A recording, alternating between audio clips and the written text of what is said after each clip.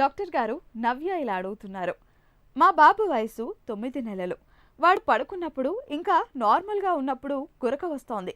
ఆడుకునే సమయంలో వాడి శరీరం వైబ్రేషన్ వచ్చినట్లుగా అనిపిస్తోంది. ఇంత చిన్న వయసులో గురక రావడం ఏంటి అని మాకు ఆశ్చర్యంగా ఉంది. మా బాబు గురక సమస్య నార్మలేనా లేక చికిత్స ఇప్పించాలా? సలహా ఇవ్వండి అని అడుగుతున్నారు.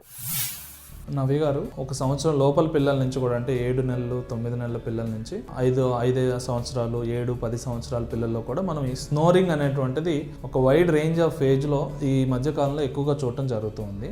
మనం అర్థం చేసుకోవాల్సిన విషయం ఏంటి అంటే, స్నోరింగ్ అనేటువంటిది అసలు ఏంటి అని మనకు అర్థమైతే దాని తర్వాత యాక్చువల్గా మనం ఎలా రియాక్ట్ అవ్వచ్చో మనం చూడొచ్చు. ఎప్పుడైతే గాలి మనం శ్వాస లోపలికి పాపై తీసుకుంటాడో, నోటి ద్వారము ఇంకో వెనకాల ఉండే గాలి ద్వారం ఈ రెండు కంబైన్ అవుతాయి, దాన్ని ఫారింగ్స్ అంటారు. దాని తర్వాత నుంచి గాలి స్వరపేటిక ద్వారా విండ్ పైప్ ట్రేకియాలోకి వెళ్ళి లంగ్స్లోకి వెళ్తుంది. ముక్కు నుంచి లోపలికి, స్వరపేటిక నుంచి లోపలికి వెళ్ళే ఈ మధ్య దారిలో ఎయిర్వే అంటారు, అప్పర్ ఎయిర్వే.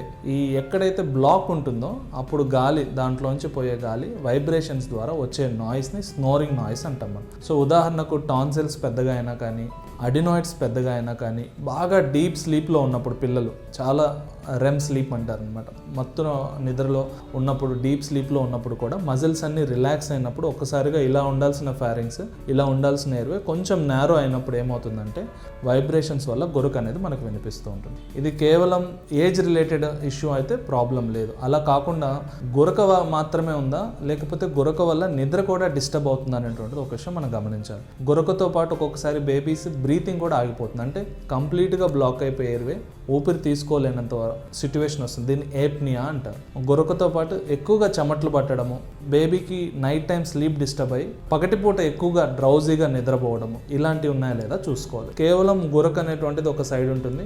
గురకతో పాటు మనం ఇప్పుడు అనుకున్న లక్షణాలు ఒక పక్కన ఉంటాయి అన్నమాట. ఎటువంటి లక్షణాలు అవి? మనకి ఎక్కువగా చెమట పట్టడం, ఏప్నియా, ఊపిరి కంప్లీట్గా ఆగిపోవడం, లేదా ఎక్సెసివ్ డే టైమ్ స్లీపినెస్, పగటిపూట రాత్రిపూట గురక వల్ల నైట్ డిస్టర్బెన్స్ స్లీప్ అయ్యి పగటిపూట ఎక్కువగా నిద్రపోవడం, ఇలాంటి సిమ్టమ్స్ ఉన్నాయంటే మనం తప్పనిసరిగా ఎవాల్యుయేషన్ చేయించాలి. స్లీప్ స్టడీస్ అని ఉంటాయి, ఎక్కడ ప్రాబ్లం ఉందో మనం కనిపెట్టి దాన్ని ట్రీట్ చేసేటువంటి అవకాశం ఉంది.